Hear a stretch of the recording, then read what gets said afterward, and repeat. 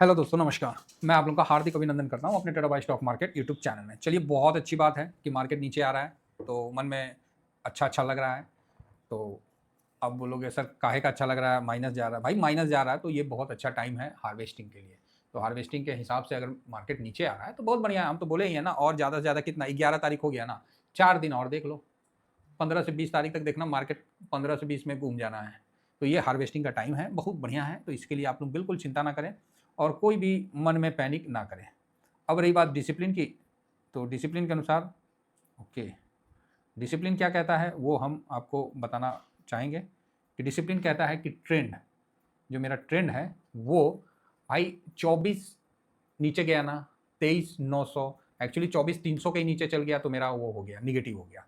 तो अभी हम इसको निगेटिव कर रहे हैं।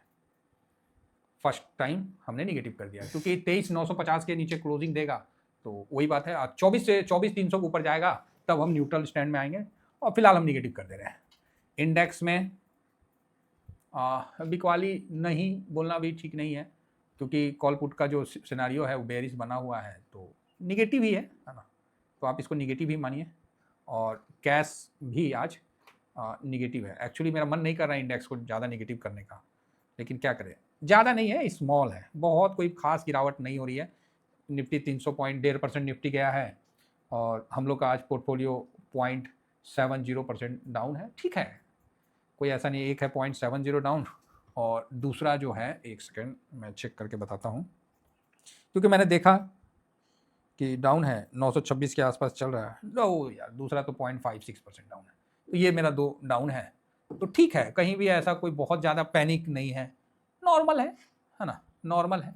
देख रहे हैं थोड़ा सा और माइनस हो जाए ना तो एक बार हम माइनस भी बुक करेंगे, वो सब आप लोगों को हम अपडेट कर देंगे, तो चिंता नहीं करने का। इसीलिए आज हमने खरीदारी से मना किया कि किसी प्रकार का हम लोग आज कोई भी विशेष नहीं करेंगे।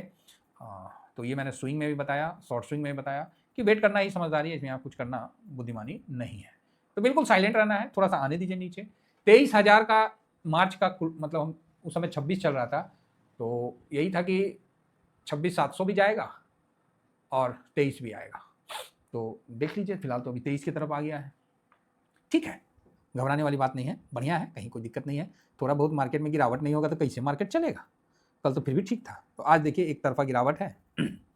अच्छा, 1.28% है। अरे कम से कम और गिरो यार, क्या कर रहे हो। कम से कम 700 के पास क्लोजिंग होता तो एक अच्छा रहता है। तो यहाँ फर्स्ट क्लास आप देख रहे हैं कि बेरिश, हाँ एकदम सेंटीमेंट निगेटिव है, इसमें कोई डाउट नहीं है। क्योंकि आप इसमें ऑप्शन चैन में भी आप देख के समझ सकते हैं कि इसका प्राइस जो है बढ़ रहा है, और इस साइड भी कहीं भी माइनस का कोई संकेत भी नहीं है। देखिए यहाँ जो एल है ये बढ़ा हुआ है, ठीक है, एल बढ़ा हुआ है, और यहाँ देखिए पोजीशन भी बढ़ा है। तो ऐसा नहीं है कि पोजीशन निगेटिव हुआ है, तो ये एक बेरिश के लिए पॉजिटिव है। अब यहाँ सेंटीमेंट के कारण ये गिरा हुआ है और यहाँ पोजीशन बढ़ा हुआ है, तो यहाँ राइटर हावी है, लेकिन बहुत ज़्यादा राइटर भी नहीं है, बहुत ज़्यादा राइटर नहीं है। इसीलिए यहाँ पर जो गिरावट हो रही है ये कल गैप अप भी हो सकता है, इसीलिए हम लोग ज़्यादा यहाँ निगेटिव नहीं है, और इस जगह हम कोई भी गलत नहीं करेंगे।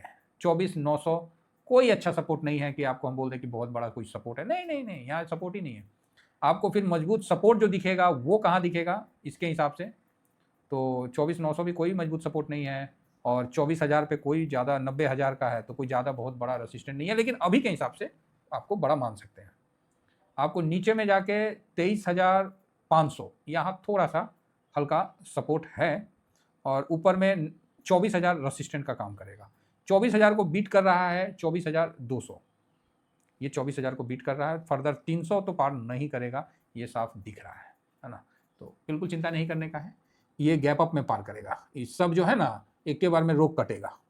फिलहाल अभी निफ्टी आपको 23,921 के आसपास दिख रहा है, दिखने दीजिए, 1.5% के आसपास माइनस है, दिक्कत नहीं है। बैंक भी देखिए कल ठीक हो गया था, आज भी बैंक माइनस में है, तो 55,900 के आसपास है, ठीक है।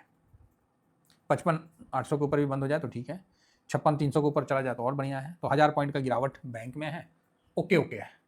आखिर हम लोग को भी तो पैसा लगाने का मौका मिलना ना चाहिए सर, पैसा भाई लगाने का तो मौका मिलना चाहिए। तो अभी ठीक है, अभी और थोड़ा नीचे आने दे सर, तो अब हम लोग कब पैसा लगाएंगे, अब हम लोग थोड़ा वेट करेंगे, और बहुत जल्दी वो टाइम आएगा।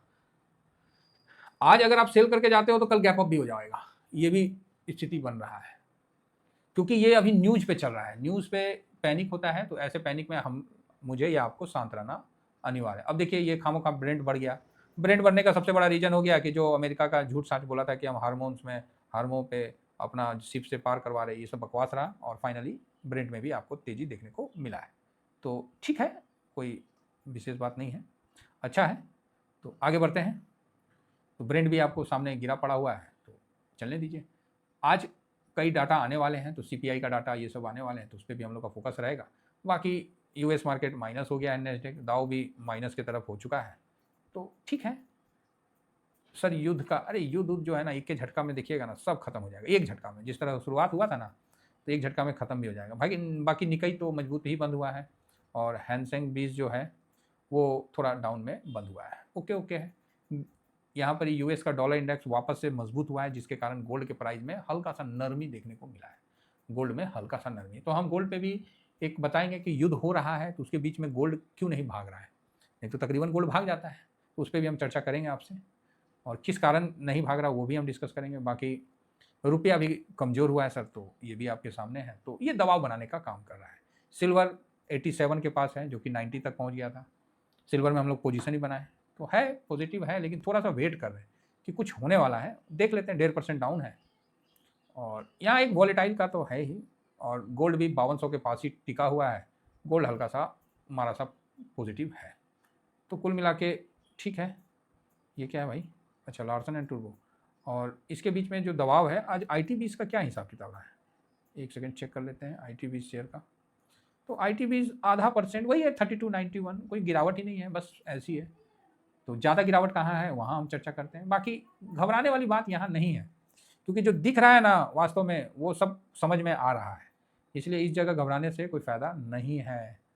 निफ्टी आपको 1.38 है, बैंक निफ्टी नेक्स्ट 50 हल्का माइनस है, बैंक निफ्टी थोड़ा ज़्यादा माइनस है, क्योंकि महंगाई बढ़ने का डर है, और महंगाई बढ़ने से रेट कट जो हो रहा था वो नहीं होगा, तो स्वाभाविक है। अब यहाँ भी दो कंडीशन आता है, रेट हाइक होता है तो बैंक को भी बेनिफिट होता है ना, ये भी चीज़ है। बाकी इंडिया विक्स 11% अप है, मिड कैप 0.75 है, 250 भी ओके ओके है, 250 ओके ओके है ना। और सेक्टोरियल में ऑटो में दबाव ज़्यादा है, और ऑटो में इसमें जब दबाव तो होगा ना, क्योंकि फिर आदमी तो खरीदारी जो करता है वो तो लोन लेके ही लेता है ना। FMCG कल अच्छा बाइंग आया था, तो FMCG भी मौका दे रहा है, ठीक है, देख लेते हैं, अगर पड़ेगा तो देख लेंगे। मेटल हल्का सा डाउन है। फार्मा देखिए, फार्मा में ऑलरेडी हम लोग का पोजीशन है, फर्स्ट क्लास का तेजी में बढ़िया साथ दे रहा है, तो अच्छा है। PSU माइनस में है, रियलिटी माइनस में है, हेल्थ केयर प्लस में है, ऑयल एंड गैस थोड़ा प्लस में है, और मिड कैप हेल्थ केयर थोड़ा प्लस में है। तो बस स्ट्रेटजी में आइए, अल्फा कल प्लस में था, आज वापस से ऑन द मूव 1.62 माइनस में है। ALPL भी आधा परसेंट का आसपास मतलब 1.5% माइनस में है। नेक्स्ट आगे बढ़ते हैं, तो सब जगह आपको माइनस ज़्यादा दिख रहा है, ऐसा नहीं है कि किसी एक सेक्टर में बहुत ज़्यादा तेज़ी है, तो ये भी आप क्लियर समझ के रखिए। और गिरावट होगा तभी तो आदमी चढ़ेगा। कमोडिटी ठीक है, कंजम्पशन भी 1.5% माइनस है, CPSE प्लस में है, तो एनर्जी भी हल्का प्लस में है। इंफ्रा 0.80 माइनस में है, तो इंफ्रा में मोदी साहब बोल रहे हैं गल्फ कंट्री को लगाओ भाई पैसा, वो भी लगा रहे हैं, क्योंकि देख रहे हैं कि भाई पैसा लगाएं तो लगाएं कहाँ। तो इंडिया सबसे अच्छा अभी जगह है, हालांकि डिफेंस में 1.5% की गिरावट आपको दिख रही है, और कैपिटल मार्केट में अलग से दबाव है। तो कैपिटल मार्केट में दबाव भी पहले आता है और तेजी भी पहले बनता है, तो इन चीज़ों का हमको ध्यान रखना है।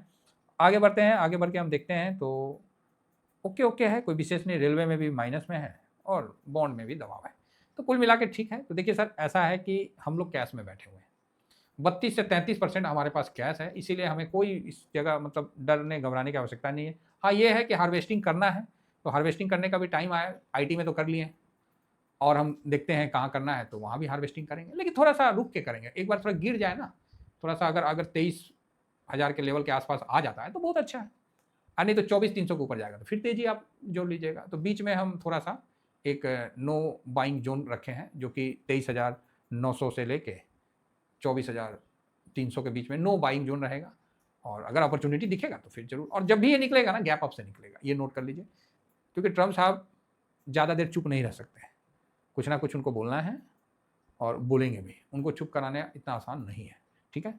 बाकी ईरान का हो सकता है किसी दिन एक ही बार अनाउंसमेंट हो जाए कि भाई हाँ युद्ध खत्म हो गया, अगला दिन मार्केट रॉकेट हो जाएगा।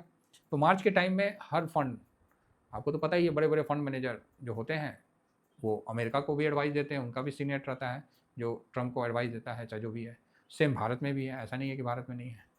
तो हर जगह वही है, ये समय होता ही है, 15 से 20 तारीख के बीच तक, उसके बाद मार्केट ऊपर चल देगा। फिलहाल इतना ही कहकर अपनी वाणी को विराम देता हूँ। इस समय डरने घबराने की आवश्यकता नहीं है, हम लोग भी साथ हैं, हम लोग का भी माइनस है, ऐसा थोड़ी है कि माइनस नहीं है। हाँ, जिनको हार्वेस्टिंग करना है वो हार्वेस्टिंग भी कर सकते हैं। आप ही बताइए, साल में आपने 50% कमाया तो 2-4-5% आप यहाँ पर ही नहीं अपना पोजीशन कम कर सकते हैं, कम करना भी चाहिए। और ये पोजीशन आप अभी कम करिएगा तो आपको 2026 का रिटर्न में आपको शो कर देगा। तो ये बात है। तो कितना भी पोजीशन कम करिए तो आपको बेनिफिट तो होना है। एक तो इधर से लॉस होगा, वो उतना अमाउंट आप डाल के नया लॉट ले लीजिए, साथ में जो लॉस हुआ है वो आपका प्रॉफिट कम करेगा, तो short term capital gain tax या long term capital gain tax वो कम हो जाएगा। तो फर्क तो पड़ता है। हाँ, ये है कि लॉस तो लॉस होता है, वो अलग बात है, लेकिन कभी काल एडजस्ट करना पड़ता है। फिलहाल जैसे जैसे फंड बड़ा होता है ना, तो ये सब करना पड़ता है। जब आपका पोर्टफोलियो जैसे आपका 60 से ऊपर जाने लगेगा तो आपको ये करना ही पड़ेगा, नहीं तो आप फंस जाइएगा, आपका पैसा पार्किंग हो जाएगा, सालों साल तक पड़ा रहेगा। इतना ही कहकर अपनी वाणी को विराम देता हूँ। Thank you very much. जय हिंद, जय भारत।